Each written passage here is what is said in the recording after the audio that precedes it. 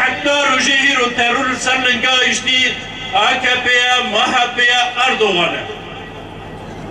هجا أمريكا وروسيا وتحالف حتى إنسانيتي دعوتكن حتى إريداني سوزي خال همبر ملتي همبر إنسانيتي دعوتكن يرك رينادر.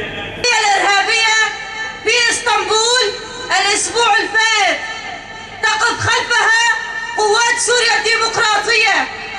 إن هذه الأكاذيب ليست جديدة وتعودنا عليها، حيث أنها عملية استخباراتية قذرة يقف وراءها الميت التركي والفصائل الإرهابية، ولا يوجد أي علاقة لقوات قسد بها.